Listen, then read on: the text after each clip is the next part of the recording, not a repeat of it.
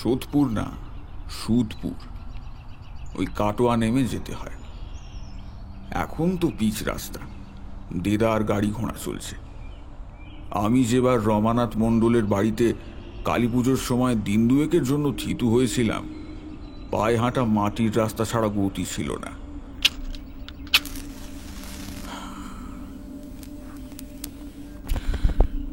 এ একেবারে তোমার নিশ্চিন্তিপুরের মতো গ্রাম দেশ।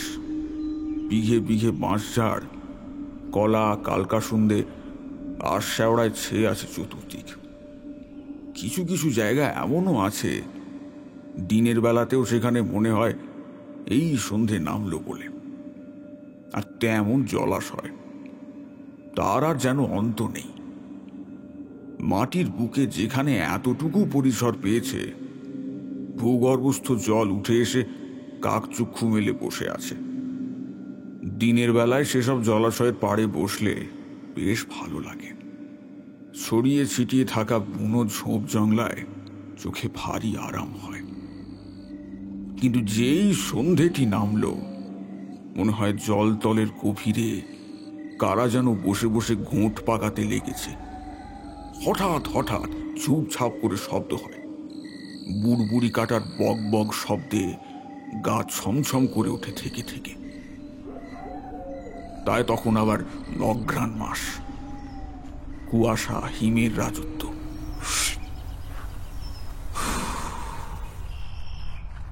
আদিত্যনাথ থামলেন সিগারেটের দগ্ধাবশেষটি নারকোল মালার মধ্যে নিভিয়ে দেওয়ার জন্য। অঘ্রাণের যে সময়টির কথা আদিত্যনাথ বললেন, সেটি আমার অনুভবে ভারী ধরা পড়ে। সূর্য ডোবার আগেই মনে হয় সে যেন আগাম ছুটি চাইছে। গ্রামের বাড়িগুলি ঘিরে তন্দ্রার মতো কুয়াশা জমে ওঠে, আর সেই আবরণ গায়ে জড়িয়ে ঢুলতে থাকে উঠোন, তুলসী মন্দির, ধানের গোলা, গরুর গাড়ি। ষড়ঋতু সামগ্রিকভাবে যদি মনুষ্য দেহ হয়, হেমন্ত তার ক্লান্তি, তার আলস্যটুকু।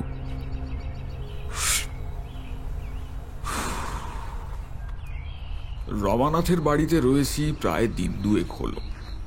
সে সম্পন্ন গৃহস্থ।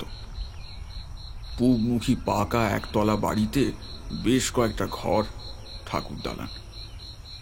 চৌহদ্দির মধ্যেই ফলের গাছ বেশ কয়েকটি, গোটা সাথে গাই, আর বাড়ির খিড়কি দরজা লাগোয়া একখানি বিশাল জলাশয়। বাড়িখানি পূবমুখী হলেও সেদিকে বারান্দা নেই, শুধু একখানি দরজা। বারান্দা রয়েছে বাড়ির ভিতর দিকে, সার সার দরজার সমান্তরালে। তা সেদিন আমি আর রমানাথ বারান্দায় বসে হুঁকো খাচ্ছি। হেমন্তের বেলা পড়ে আসছে পশ্চিমের বাঁশ বাগানের শীর্ষদেশ ছুঁয়ে। রমানাথের ছেলে গোলক এসে নিচু গলায় বলল, বাবামশাই, আবার আবার আবার। ছেলেটি ভালো করে কথাও বলে ওঠেনি, রমানাথ লাফিয়ে উঠল হুঁকো ফেলে। তারপর আমি কিছু বুঝে ওঠার আগেই দেওয়ালের গায়ে ঠেস দিয়ে রাখা গরু চড়ানোর পাঁচনখানি নিয়ে ঊর্ধ্বশ্বাসে ছুটল খিড়কি দরজার উদ্দেশ্যে। গোলকের মা বোধহয় রান্নাঘরে বা তুলসী তলার দিকেই ছিলেন। রমানাথের পেছন পেছন, ওগো, এই ভর সন্ধ্যেবেলায় যেও না বলে আর্তনাদ করে উঠলেন। কিন্তু কে শোনে কার কথা? খিড়কি দরজা খুলে রমানাথ আসন্ন সন্ধ্যায় ছোপ লাগা চতুষ্কোণ আলোর পরিসরটির দিকে কোথায় যেন একটা হারিয়ে গেল। গোলক আমার পাশে দাঁড়িয়ে কাঁপতে লাগলো ঠকঠক করে। ব্যাপারটা এত দ্রুত ঘটে গেল যে আমি কিছুই ঠাহর করে উঠতে পারলাম না।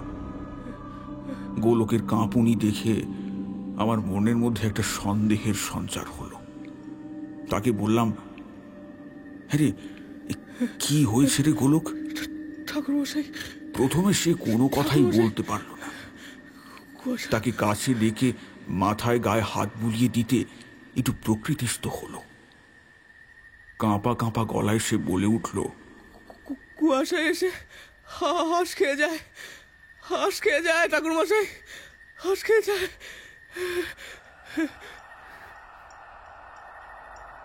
আমার মনে হলো সেই হাওয়ায় ভর করে একটা আঁশটে শ্যাওলা শ্যাওলা কাদার গন্ধ এসে এলো। খুব আস্তে আস্তে গন্ধটা উঠোনময় ছড়িয়ে যেতে লাগলো। খিড়কি দরজার কাছে উদ্বিগ্ন মুখে গোলকের মা দাঁড়িয়েছিলেন। গন্ধটা মনে হয় তিনিও পেয়েছিলেন। খিড়কির দরজার দিকে বারবার তাকাতে তাকাতে তিনি বারান্দার দিকে হেঁটে এলেন। আমি দেখলাম তার ঠোঁট তীর তীর করে কাঁপছে। চোখের কোণে এমনভাবে জল জমে উঠেছে অকাল মেঘের মতো, যেন এখনই উপচে পড়বে। আমি সান্ত্বনার সুরে তাঁকে বললাম, তুমি চিন্তা করো না মা, রমানাথের কিচ্ছু হবে না। আর আমি যখন এখানে আছি এর বিহিত একটা হবেই, কিন্তু তার আগে কিছু ঘটনা আমায় জেনে নিতে হবে। রমানাথ ফিরে আসুক।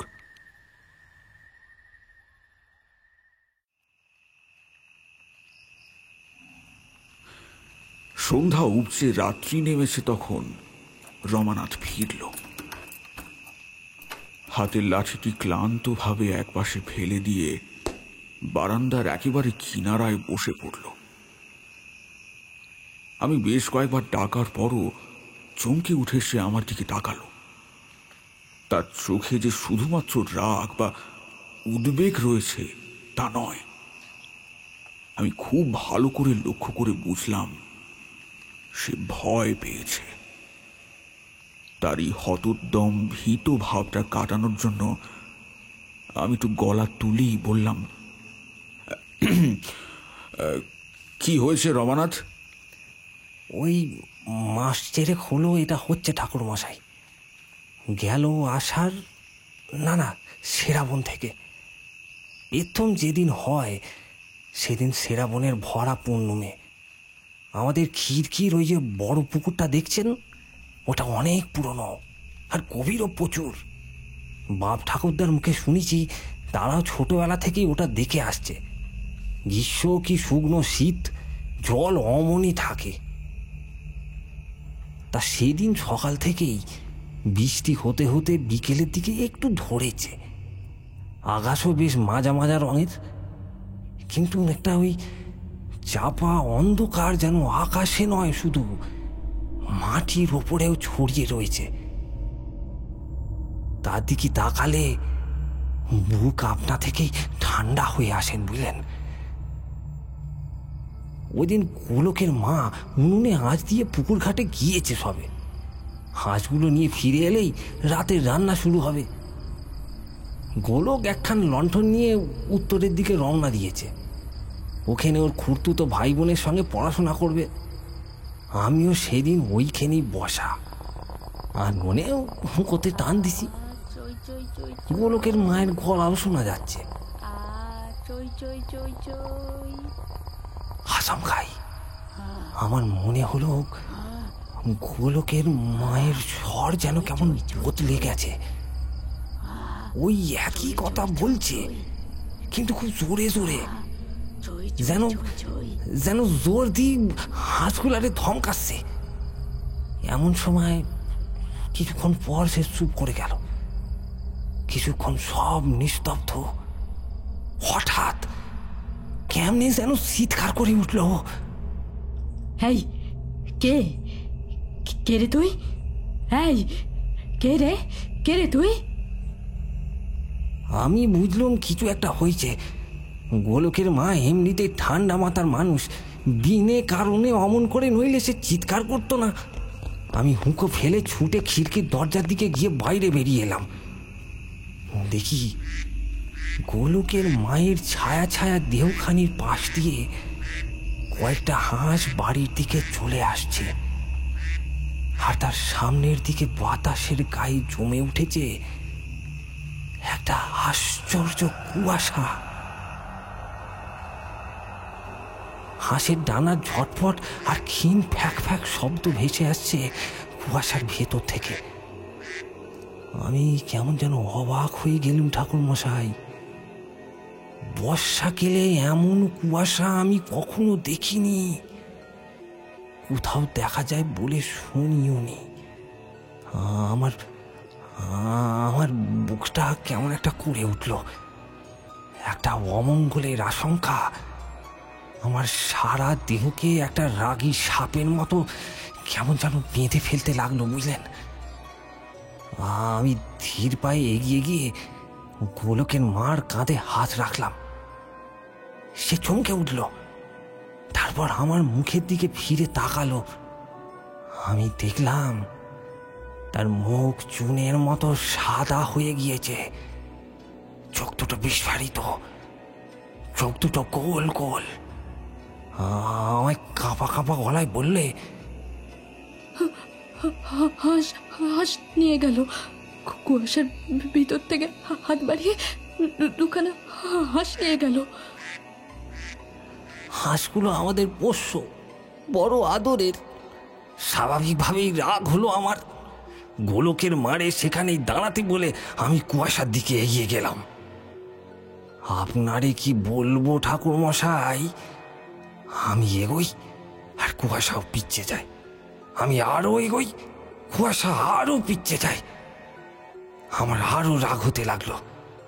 এইভাবে চলতি চলতি গ্রামের একেবারে উত্তর প্রান্ত পর্যন্ত চলিয়ে এলাম। সেখানে এসেই হঠাৎ করে দেখলাম কুয়াশা যেন বাতাসের গায়ে এক অজানা জানলা খুলে হারিয়ে গেল। আমি দেখলাম সন্ধ্যের ভেজা ভেজা অন্ধকারে আমি গ্রামের প্রবেশ পথের মাটিতে পোঁতা খুঁটি ঠাকুরের সামনে দাঁড়িয়ে রয়েছি। আর সেই খুঁটির গায়ে লেগে আছে সাপ সাপ রক্ত। মাটির উপরে শরীরে রয়েছে হাঁসের পালক আর সেরা পা।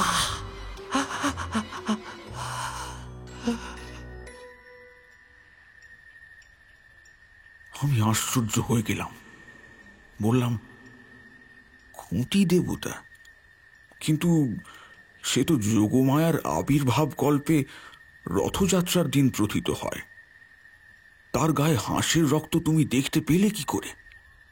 রমানাথ একটা দীর্ঘশ্বাস ফেলে বলল, জানি না ঠাকুর মশাই, তারপর থেকেই পেরাই হচ্ছে। শুধু আমার নয়, গ্রামের প্রায় বাড়িতেই হাঁস এমন চুরি যাচ্ছে। শ্যাল কুকুর মানুষ চোর নয় যে সেটা বুঝতে পারছি। ওই কুয়াশাই তার প্রমাণ। আমাকে একবার সেখানে নিয়ে যেতে পারবে? চমকে উঠে রমানাথ বলল, হ্যাঁ হ্যাঁ, একেবারে। কখন যাবেন বলুন? আজ, এখনই।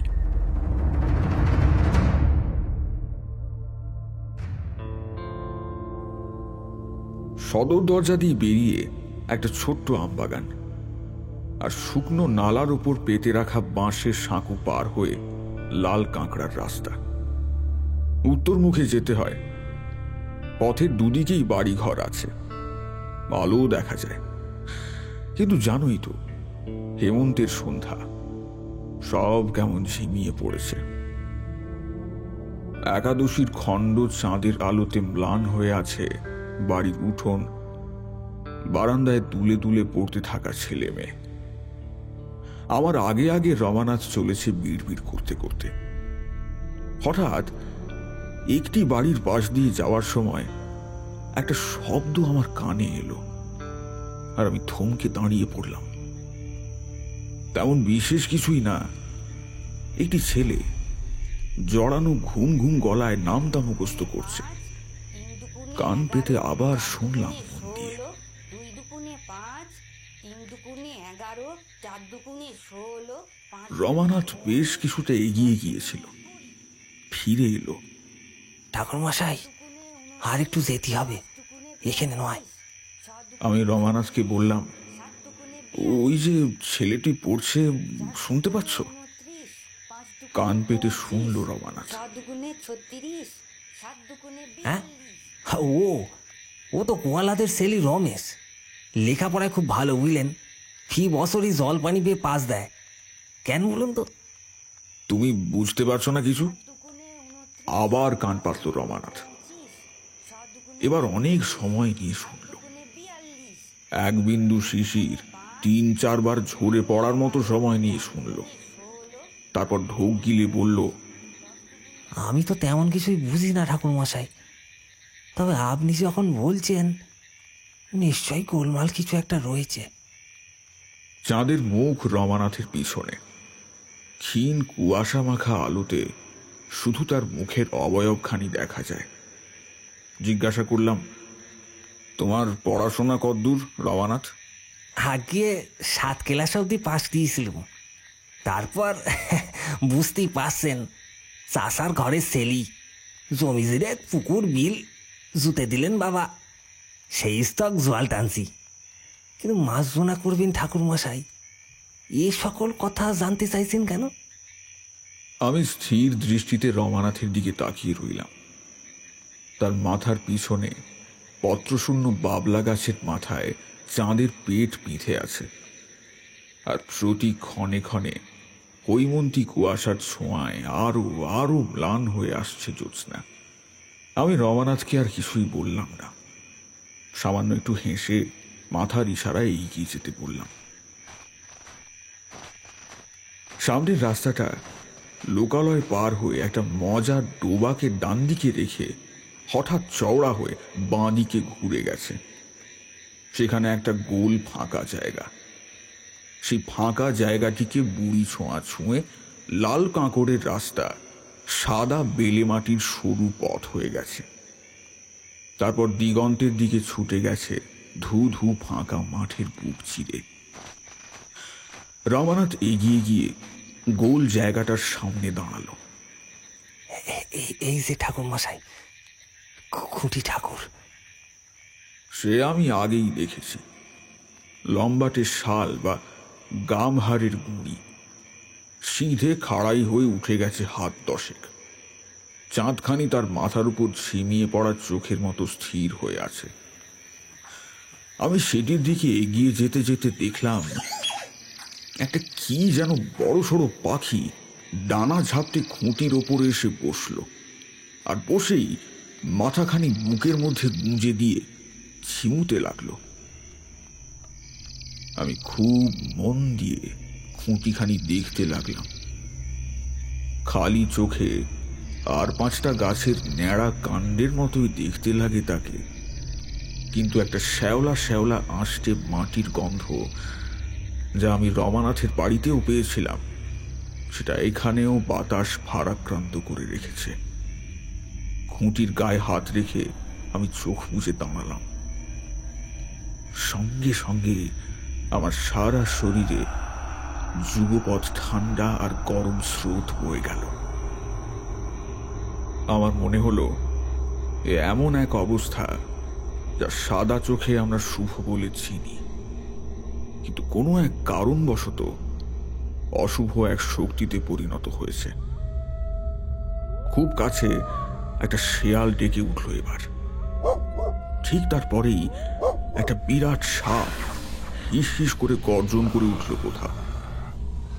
এরপর ক্রমান্বয়ে কুকুর, বেড়াল, শুয়োর, গরু, নেকড়ে, পেঁচা, শকুন, এমনকি একটা বাঘের ডাকও যেন শুনতে পেলাম। আরো কিছুক্ষণ হয়তো খুঁটি ছুঁয়ে থাকতাম, কিন্তু রমানাথের প্রবল ঝাঁকুনিতে ঘোর কেটে গেল। ফ্যাকাশে চাঁদের আলোয় দেখলাম তার মুখ বিবর্ণ হয়ে গেছে। থরথর করে কাঁপতে কাঁপতে সে বলল, হ্যাঁ, এসব কি হচ্ছে ঠাকুরমশাই? আমারও মনটা ভারী অশান্ত লাগছিল। বললাম, তোমাদের গ্রামে রাঁড় বাড়ি আছে রমানাথ, বা সৌন্দিকালয়? রাড় বাড়ি নেই এমন কোনো জায়গা কি আর আছে ঠাকুরমশাই? এ গায়েও রয়েছে, তবে দ্বিতীয় খান কি বললেন বুঝলুম না যে।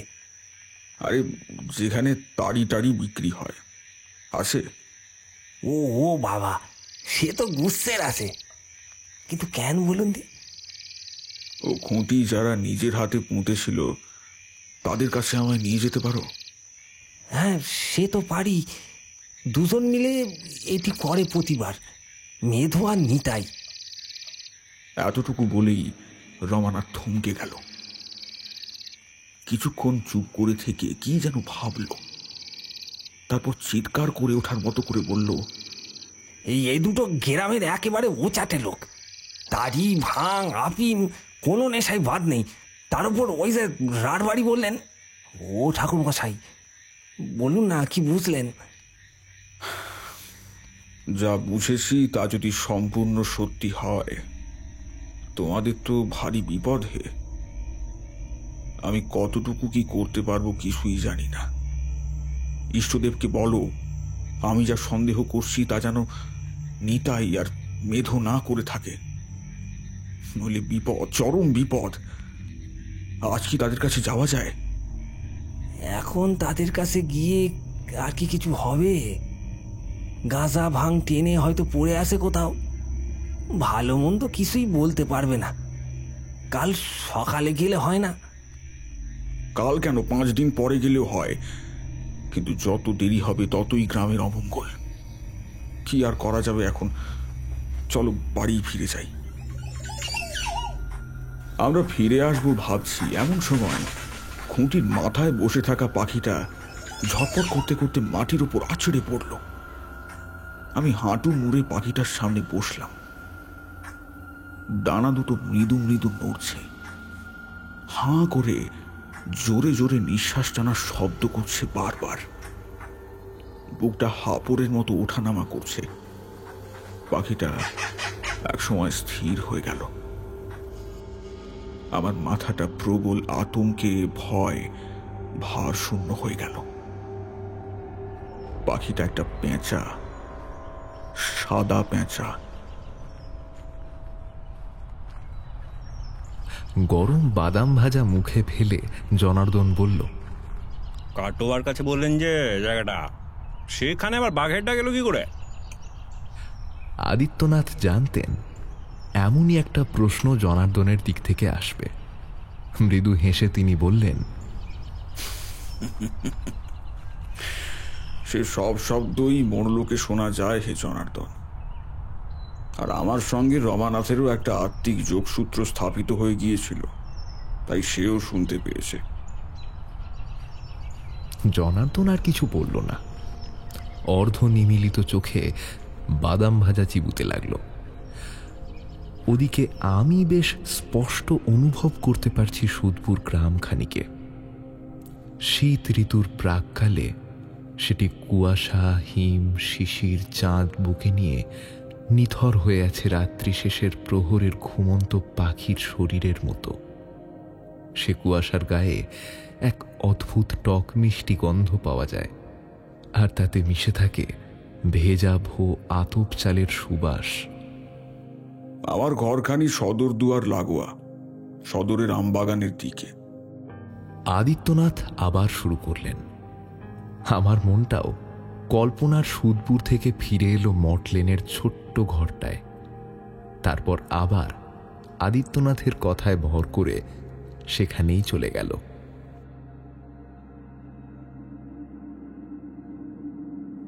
আমার ঘুম বরাবরই পাতলা। তারপর আমরা যারা তন্ত্রজীবী, তাদের ঘুমন্ত দেহের বাইরে একটা অর্ধজাগরুক সত্তা রয়েই যায়।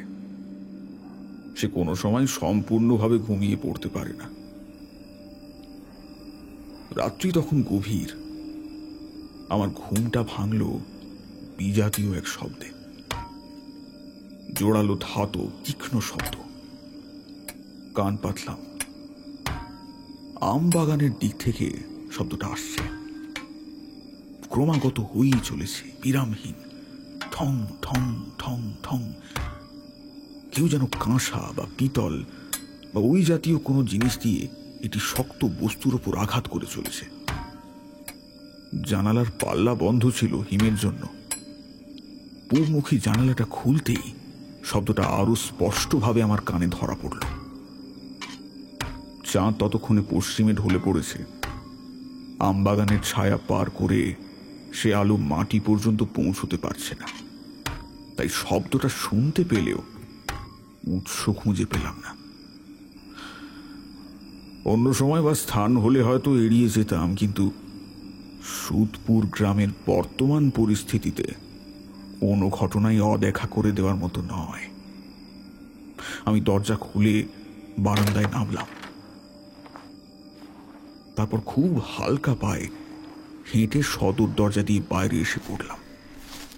কুয়াশা, ভাঙা জ্যোৎস্না, অন্ধকার মিলে মিশে বাগানটা এক নিথর ছবির মতো চুপ করে আছে। শুধু হিম ঝরে পড়ার শব্দ শোনা যায় মাঝে মাঝে, আর সেই ধাতব ঠং ঠং শব্দ। বাইরে আসার পর বুঝতে পারলাম শব্দটা আসছে শুকনো নালার ওপারে, যেখানে সার সার পত্রশূন্য বাবলা গাছ দাঁড়িয়ে আছে, তারই নিচ থেকে। আমি যত এগিয়ে যেতে লাগলাম শব্দের অভিঘাত বাড়তে লাগলো। রাস্তাটা পার হতেই আরো একটা শব্দ যোগ হলো, পাখির ডানা ঝাপটানোর শব্দ। আকাশের দিকে চোখ পড়তেই বিস্ময় হতবাক হয়ে গেলাম। অজস্র পাখি বাবলা গাছে বসে আছে, ঝিমুচ্ছে আর আছড়ে আছড়ে পড়ছে মাটিতে।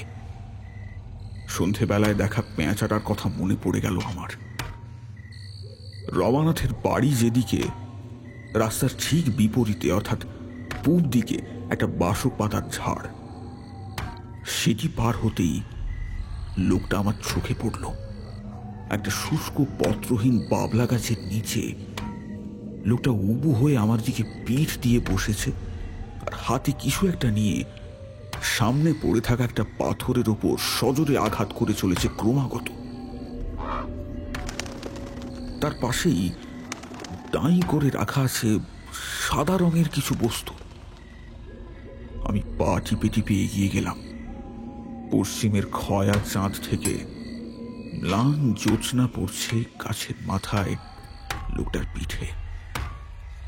গাছের ডালে পাখির সংখ্যা ক্রমশ বেড়েই চলেছে। হঠাৎ লোকটির হাতের বস্তুটি ফেটে চৌচির হয়ে গেল, আর ঠিক একই সঙ্গে গাছ থেকে একটা পাখি ডানা ঝাপটে মাটিতে আছড়ে পড়ল। আমার চোখের সামনে সেটি কিছুক্ষণের মধ্যে স্থির হয়ে গেল। লোকটির কিন্তু বিরাম নেই। হাতের বস্তুটি ভেঙে যেতেই পাশের স্তূপ থেকে অমন জিনিস আরেকটি তুলে নিল, আর আগের মতোই প্রবল শক্তিতে আঘাত করতে লাগলো পাথরের ওপর। ঘন ঘন শ্বাস পড়ছে তার, কানের মাকড়িগুলো দুলে দুলে উঠছে, আর সেই অবিরাম শব্দ, ঠং ঠং ঠং ঠং।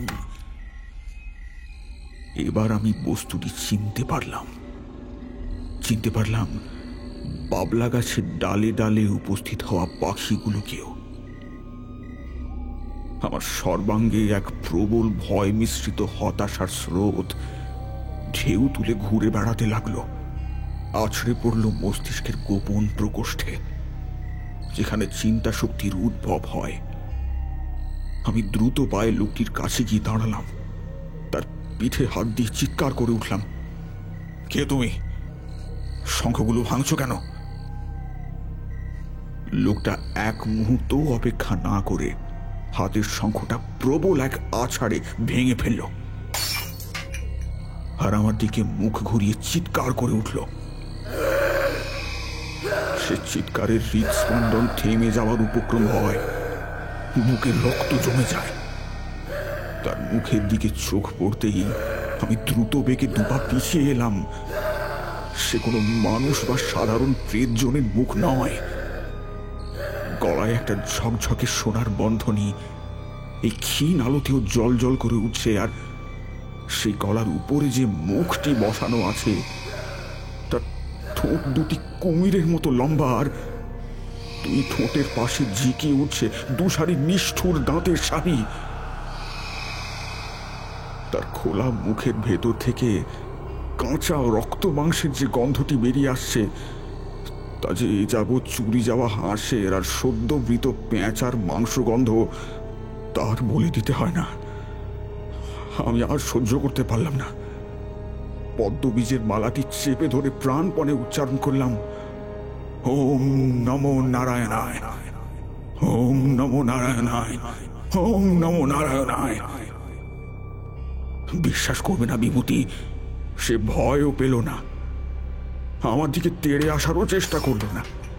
প্রচন্ড আক্রোশে শঙ্খগুলি সে ভেঙেই চলল, আর মরা জ্যোৎস্না মাখা পাখিগুলো গাছের ডাল থেকে এক এক করে খসে পড়তে লাগলো হেমন্তের শিশিরের মতো। আমার ততক্ষণে যা বোঝার বোঝা হয়ে গেছে। ওই অপার্থিব উপস্থিতি আমার মনোলোকে সুস্পষ্টভাবে ধরা দিয়েছে, আর সুদপুর গ্রামের ভবিষ্যৎ কল্পনা করে আমার সারা শরীর মন বিকল হয়ে পড়ছে ক্রমে। ভূতগ্রস্তের মতো আমি ফিরে চললাম। গাছের পাতায় পাতায় ছোপ ছোপ জ্যোৎস্না লেগে আছে, শুকিয়ে ওঠার রক্তের মতো।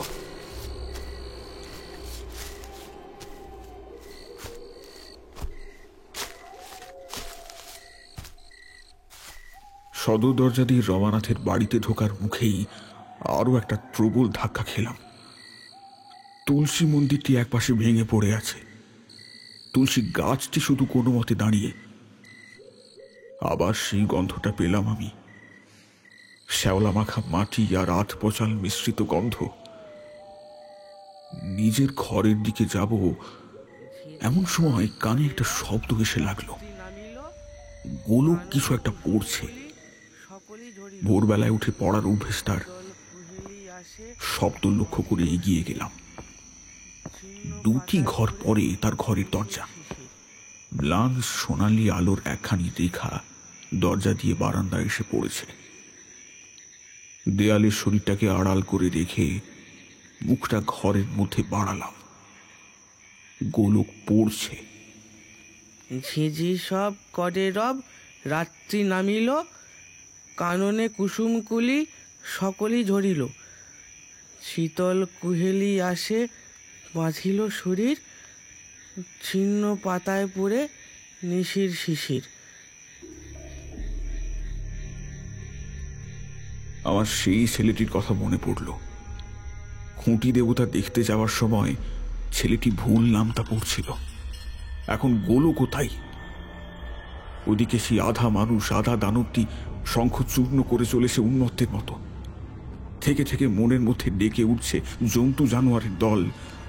আকাশ থেকে শিশিরের মতো খসে পড়ছে সাদা পেঁচার মৃতদেহ। এ গ্রাম থেকে বিদায় নিয়েছেন লক্ষ্মী, সরস্বতী।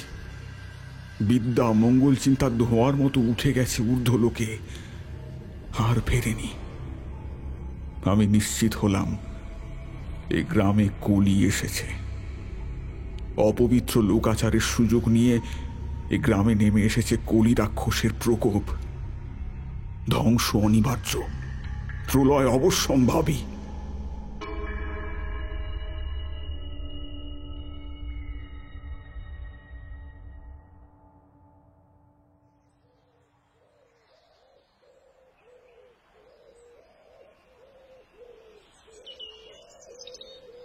বিছানায় জেগে বসে রইলাম ধূসর প্রেতের মতো। কুয়াশা ঘন সকাল ভারী নিঃশব্দে এলো সুদপুর গ্রামে। নিঃশব্দে ঝাটপাট দিচ্ছে গোলকের মা। রমানাথ যেন এক রাতের অন্তরেই 100 বছরের বৃদ্ধ হয়ে পড়েছে এমন করে ঝুঁকে পড়ার শরীর নিয়ে আমার দরজায় এসে দাঁড়ালো। আমি তার দিকে মুখ তুলে তাকাতে সে বলল, এই আজ যেন কোথায় যাওয়ার কথা ছিল ঠাকুরমশাই?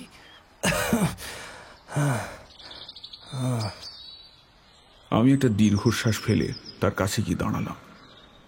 দু চোখ বুজে তার কপালের ডান হাতের বুড়ো আঙুলটি চেপে ধরে রইলাম কিছুক্ষণ। প্রথমে সে কেঁপে উঠল, তারপর বেশ কিছুক্ষণ স্থির হয়ে থেকে মাথা তুলল। চলুন ঠাকুরমশাই, কার বাড়ি আগে যাবেন, নিতাই না মেধ? আমি তাদের চিনি না, জানিও না কোনজন বেশি দুর্বিনীত। বললাম, চলো যে কোনো একজনের বাড়ি গেলেই তো হলো। মেধুর বাড়ি রমানাথের বাড়ি থেকে বেরিয়ে খুঁটি দেবতার অধিষ্ঠানের উল্টো পথে যেতে হয়। বাঁশঝাড়ের ছায়ায় একটি ডোবার গা ঘেঁষে বাড়ি। উঠোনটা বাঁশঝাড়ের মাঝখান দিয়ে সোজা ডোবার পাড় বেয়ে নেমে গিয়েছে খাড়াই 10 হাত নিচে। সবজেটের শ্যাওলা পড়া জলে সর্বদাই একটা আঁশটে গন্ধ ছাড়ছে। ডোবার ঘাটে নারকেল গাছের মুড়ি ফেলা আছে দুটি, তার উপর বসে ওই শ্যাওলা ধরা জলে এঁটো বাসন মাজছিল একটি বউ মানুষ। মাথার উপর টানা ঘোমটা। রমানাথ গলা খাঁকারি দিয়ে ডাকল, মেধো, আরে মেধো, একবার বাইরে আয় তো, কথা আছে। বউ মানুষটি আমাদের উপস্থিতি এতক্ষণ টের পায়নি। রমানাথের গলা শুনে চমকে উঠে আমাদের দিকে তাকালো।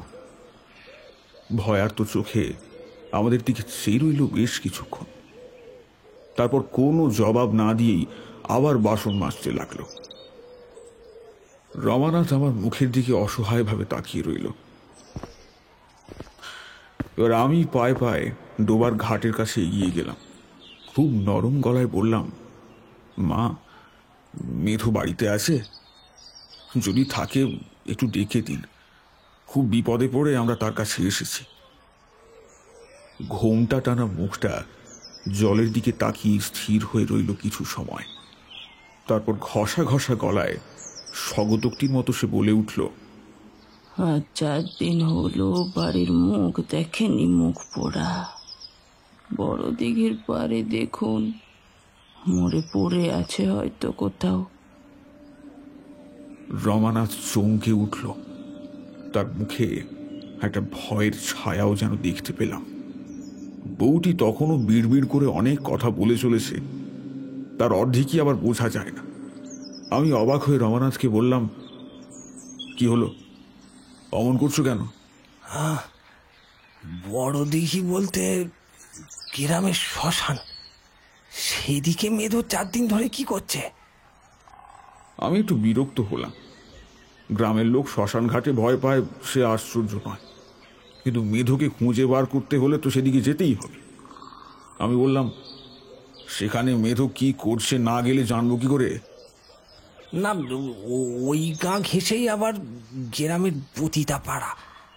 আপনার সেদিকে যাওয়া কি ঠিক হবে ঠাকুরমশাই? এইবার সত্যি রাগ হলো। ধমক দিয়ে বললাম, আমার পাপ পুণ্য নিয়ে চিন্তা করার ভার না হয় আমার উপরেই ছাড়লে রমানাথ। যেতে চাও তো চলো, নয়তো আমি একাই চললাম। তুমি সঙ্গে না গেলে মেধোকে চিনতে আমার সময় লাগবে, এই যা। রমানাথ আর কথা বাড়াল না। লজ্জিত মুখে গ্রামের দক্ষিণ দিকটিতে হাঁটতে শুরু করলো। দুটো বাঁক নিয়ে পথটা একখানি ভাঙা খণ্ডঘরের পাশ দিয়ে ফাঁকা মাঠে গিয়ে পড়েছে। বাঁদিকে কয়েকটি খড়ের চাল দেওয়া কুঠুরি ঘর সারি সারি দাঁড়িয়ে আছে। ঘরগুলির কোনো আড়াল নেই।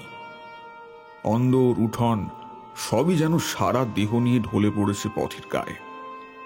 লাল, হলুদ, সবুজ কাপড় শুকুতে দেওয়া হয়েছে দড়ির ওপর। দরজায় দরজায় অপটু হাতে নানান রকম ছবি আঁকা হয়েছে।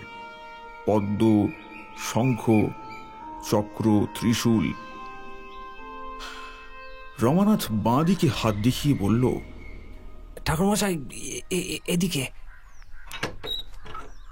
ঠিক সামনের ঘরটির দরজা খুলে একখানি মেয়ে মানুষ একেবারে বারান্দার উপর এসে দাঁড়িয়েছে ততক্ষণে। কালো একখানি কাপড় শরীরে আঁট করে জড়িয়ে রাখা, চোখের নিচে কালি। আমাকে দেখে সে একবার হাসবার চেষ্টা করল, কিন্তু হাসিটি তেমন ফুটল না। আমি জানি অচেনা পুরুষ মানুষ দেখে সে হাসি কোন অর্থে হাসা হয়েছে। তবুও মনের মধ্যে কেমন একখানি মায়া, একখানি কষ্ট মুছড়ে উঠল আমার। আমি চোখ ফিরিয়ে রামনাথকে অনুসরণ করলাম।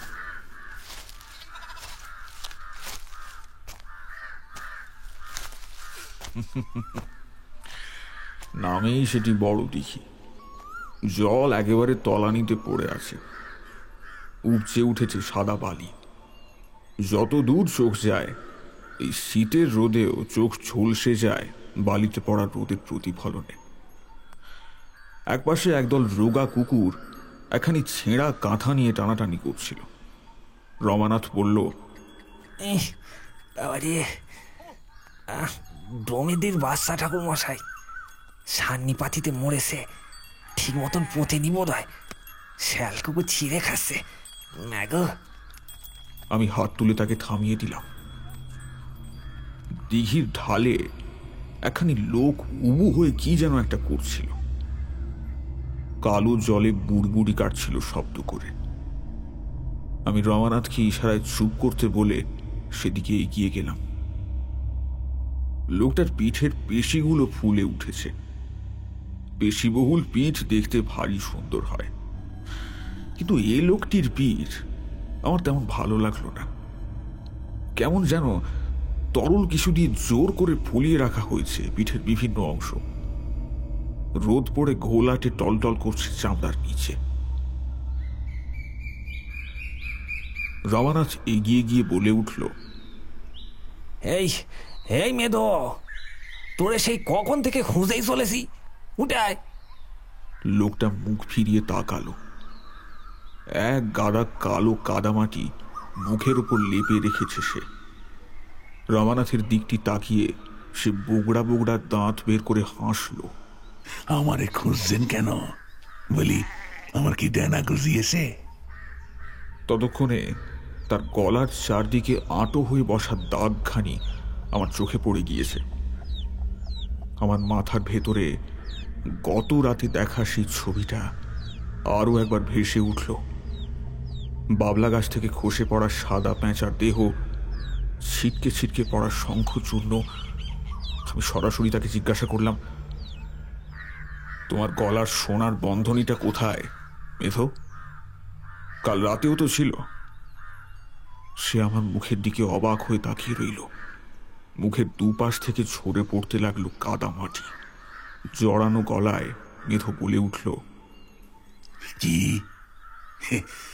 আপনি কি বলতেছেন? আমি কিছুই বুঝতে পারছি না। কে আপনি? কথা বলতে বলতে সে উঠে আসছিল দিঘির ঢাল বেয়ে। কুকুরের দলের মধ্যে একটা তীব্র কোলাহল সৃষ্টি হয়েছে। শোনা যাচ্ছে তাদের ক্রুদ্ধ গড়গড় শব্দ। একটা শুকনো কনকনে হাওয়া ছুটে এলো উত্তরের বিস্তীর্ণ জমি পার হয়ে। মেধো একেবারে আমাদের সামনে এসে দাঁড়িয়েছে। তার মুখ থেকে বেরিয়ে আসা একটা দুর্গন্ধে আমার পেটটা গুলিয়ে উঠল। আবার হাসল মেধো। হলুদ হলুদ দাঁতের ফাঁকে আটকে আছে টুকরো টুকরো মাংস। মুখ পুড়ে গেছে গো ঠাকুর মশাই, বড় জ্বালা। এই বড় দিঘির শ্মশান পাঁক মাখলে খুব আরাম পায়। আর আমার গলার বন্ধনীর কথা বলছেন? এই গ্রামে ঘুরে দেখুন, অমন সবার গলায় আপনি পাবেন। সবার মুখে কাঁচা মাংসের গন্ধ। এই কারে কি বলছিস তুই? জানিস উনি কে? রমানাথের কথার উত্তরে মেধো কিছুই বলল না। তার একেবারে সামনে গিয়ে মাথাটা ঝাঁকিয়ে একটা প্রবল চিৎকার করে উঠল। আর পরক্ষণে দৌড়ে হারিয়ে গেল দিগন্ত রেখার দিকে। রমানাথ বালির ওপরে পড়ে গিয়েছিল। তার হাত ধরে তুলতে গিয়ে আমি চমকে উঠলাম। রমানাথের গলাতেও মেধোর মতোই একটা দাগ, তবে অত স্পষ্ট নয়, আস্তে আস্তে স্পষ্ট হয়ে উঠছে।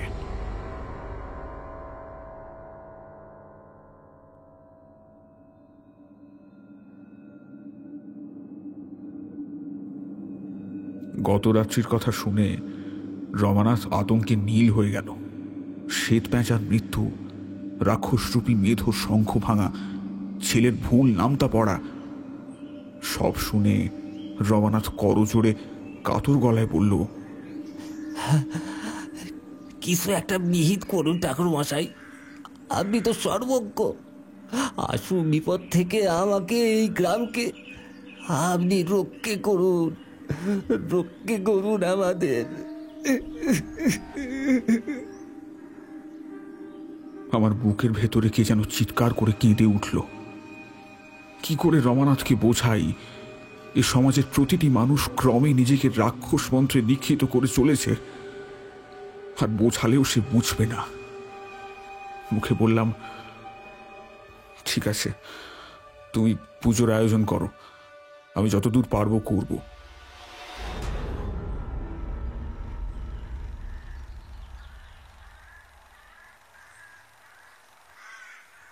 রমানাথের বাড়ির উঠোনখানিতে দ্বীপ্রহরের আলো পড়েছিল। রমানাথের স্ত্রী উঠোনখানি নিকিয়ে নিচ্ছিলেন, পাশে দাঁড়িয়েছিল খোকা। তাদের গলার দিকে তাকিয়ে বারবার কেঁপে উঠছিল আমার বুক। সেই রাক্ষসের গলায় দেখা স্বর্ণবন্ধনীর চিহ্ন এদের গলাতেও ক্রমে স্পষ্ট হয়ে উঠছে। ছেলেটি আমার দিকে তাকিয়ে হাসলো একবার। আমার সারা দেহ শিহরিত হলো। মুহূর্তের জন্য মনে হলো তার মুখেও মেধর মতো বড় দিঘির পাঁক মাখিয়ে রেখেছে কেউ। শুধু মুখের সাদা অংশ আর সাদা দাঁত জল জল করে উঠছে। আমি চোখ বুজে ফেললাম। ঠাকুর মশাই, উঠোন তো নিকিয়ে দিয়েছি, আর কিছু করতে হবে? রমানাথের বউয়ের গলা শুনে আমি চোখ খুললাম। উফ, কি ভয়ানক তার মুখ! আগা পাশতলা কালিমালির তো গলার দাগটা আরো স্পষ্ট হয়ে উঠছে, বড় বড় দাঁত। আমি মনের ভাব গোপন করে কড়া সুরে বললাম, তুলসী মন্দিরের অংশটুকু ভেঙে পড়েছে, সেখানে গঙ্গা মাটি লেপে দাও, আর নিকোনো উঠোনে কেউ পা দেবে না। আর মাথা নেড়ে বউটি চলে গেল। আমার মনটা ভিজে উঠল। আহা, তারা তো নিজেই জানে না অজান্তে কি বিষ তারা বহন করে চলেছে। এমন হয় না বলো বিভূতি? এই যে বাতাসের সহস্র রোগের বিষ, শত শকটের দূষণ ঘুরছি না বুকে নিয়ে, তা কে শোধন করবে? তান্ত্রিক না ঈশ্বর? কেউ না, কেউ না হে বিভূতি। আজন্ম বয়ে বেড়াতে হবে পুতির শ্বাস। তারপর একদিন চিতার কাঠে জ্বলে পুড়ে ছাই হবে পুত পাবন হওয়া, তার আগে নয়।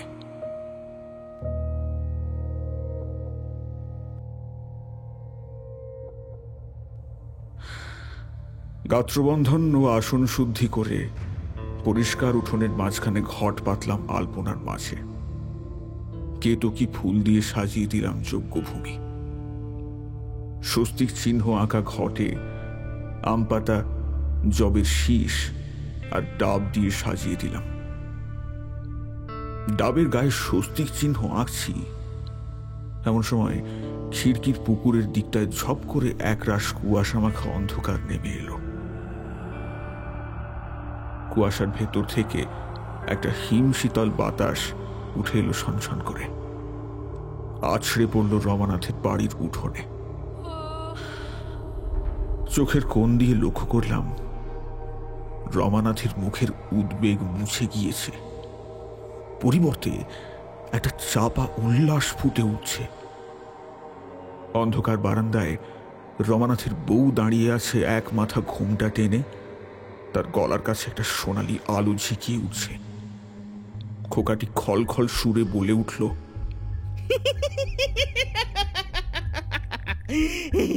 হাঁস আসবে, হাঁস আসবে পুকুর থেকে।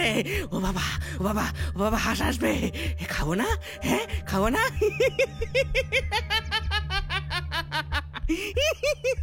আমি চোখ ফিরিয়ে ঘটের উপর সিঁদুরের ফোঁটা দেওয়া 5খানি আম পাতা রাখলাম। পবিত্র গঙ্গা জল 2 ফোঁটা মুখে দিয়ে শুদ্ধ উচ্চারণে পরপর 3 বার বললাম, ওম বিষ্ণু, ওম বিষ্ণু, ওম বিষ্ণু। খিড়কির পুকুরে একটা জলোচ্ছ্বাসের শব্দ হলো। মনে হলো যেন এক কাঁদি ভারী ডাব আছড়ে পড়ল জলে। প্রবল আতঙ্কে আর্তনাদ করে উঠল হাঁসের দল। একটা ভারী দেহ ছপ ছপ শব্দ তুলে এগিয়ে আসতে লাগলো ভিটের দরজা লক্ষ্য করে। আমি সেদিকে চোখ না রেখে গভীর নিঃশ্বাসে উচ্চারণ করলাম, ওম তদকলকে পরমং পদং सदा पश्यन्ति सूरय देवी चक्षुराततम ओम पवित्र पवित्र। খিড়কি দরজার কাছে গভীর কালো জলের ঘাটে কিছু একটা আছড়ে পড়ল। কুয়াশার যে গাঢ় আস্তরণ পুকুরের জলের উপর ভেসেছিল সেটি দরজার চৌকাঠ পার করে ভেসে এলো। আর একটা হাঁস কুয়াশার ভেতর থেকে ছুটে এলো উঠোনের দিকে।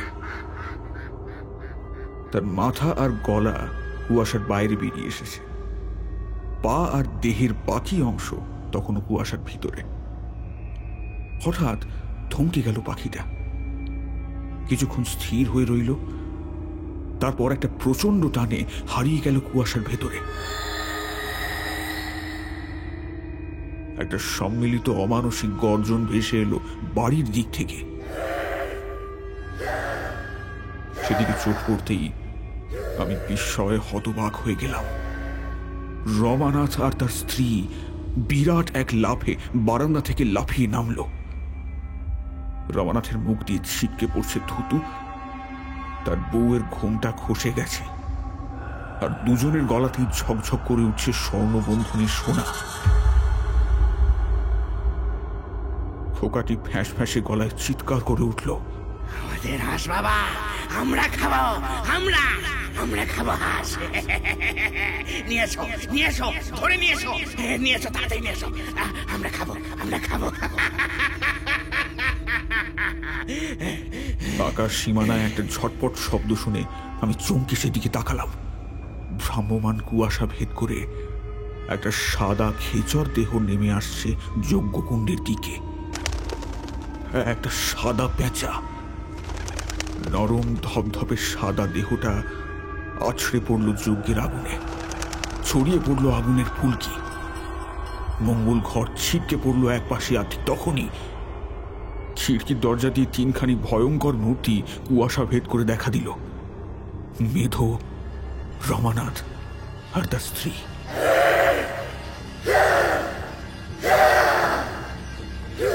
দুটো হাঁস ছটফট করছে 6 জোড়া হাতের মধ্যে, আর একটা হাঁসের অর্ধভুক্ত দেহ ঝুলছে মেধোর মুখ থেকে। তার সারা মুখে কালো পাক আর রক্তের ছোপ। আমি তাড়াতাড়ি মঙ্গল ঘটখানি তুলে নিলাম মাটি থেকে, আমার ঝোলা থেকে গঙ্গা জল ঢেলে দিলাম তার মধ্যে, পুনরায় স্থাপন করলাম আম্রপল্লবাদী। হঠাৎ একটা খিসখিসে হাসির শব্দ কানে এলো।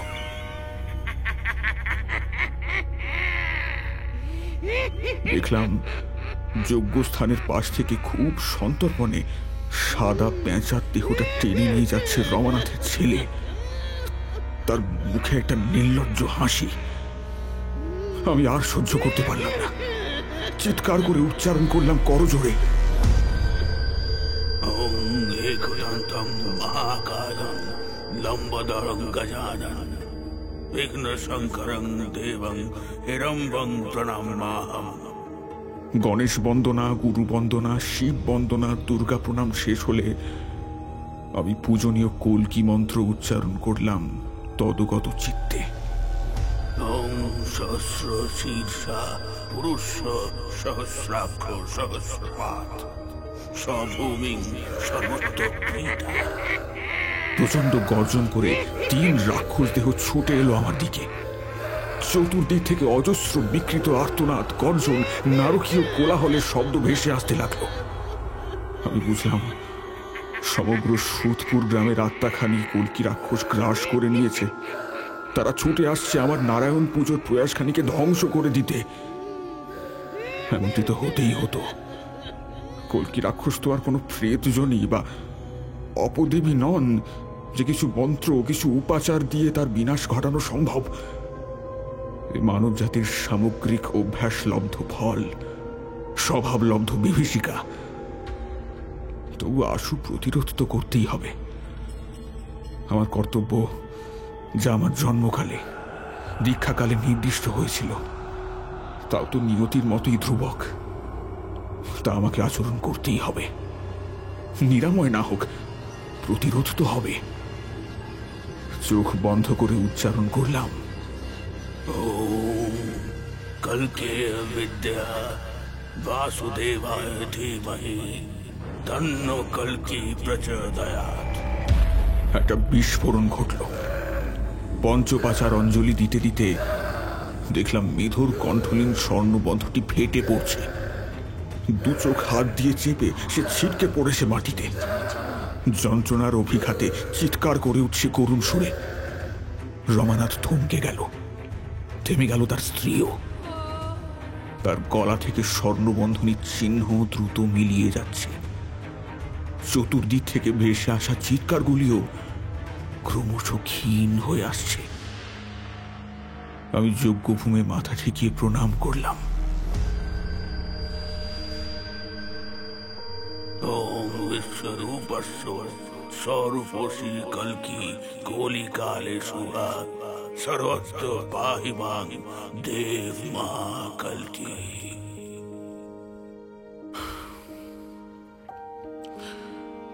কুয়াশার আবরণ ছিঁড়ে আকাশে উদ্ভাসিত হলো খণ্ডচন্দ্র।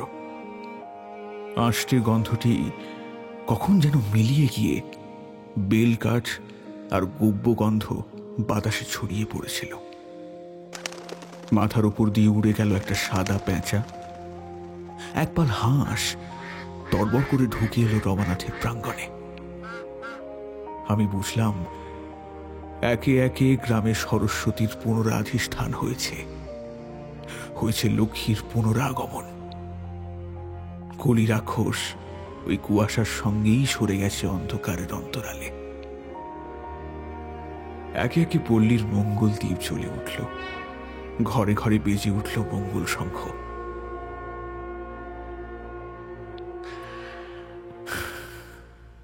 আমি জানি এবার এই গ্রামে লক্ষ্মীর ঘট স্থাপিত হবে। ছেলে মেয়েদের দল সুর করে নির্ভুল উচ্চারণে পাঠ করবে সুভাষিতানি। কিন্তু বিভূতি, এ কলঙ্ক কি আর জীবৎকালে যাবে? এ বিষ কোনো মন্ত্রে দূরীভূত হওয়া নয়। শত শত বছর ধরে পাপ কলিয়ে আমরা নিজেদের শরীরে আত্মায় অর্জন করেছি।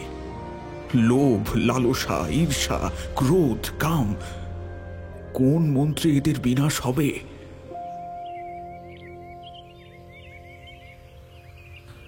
জনার্দন চমকে উঠল।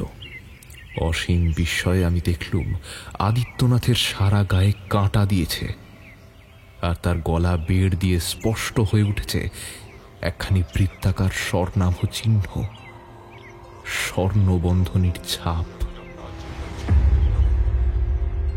ক্ষুদ্র আকাশখানি থমথম করছে রাত্রির সকল তারা বুকে নিয়ে। পাঁচ মাথার মোড়ে অজস্র মানুষ ছুটে চলেছে গন্তব্যে অথবা নিরুদ্দেশে যেন। গলার কাছে একটা অস্বস্তিকর অনুভূতি। আশ্চর্য হলুম না, ভয়ও পেলুম না। আমি জানি একখানি সোনা রঙের বন্ধনী ক্রমশ স্পষ্ট হয়ে উঠছে কণ্ঠনালী বেশ করে। সেটি আমার উপার্জন, সেটি মানব জাতির 100 বছরের লুব্ধ কুবোধি, কলি রাক্ষসের স্বর্ণবন্ধনী।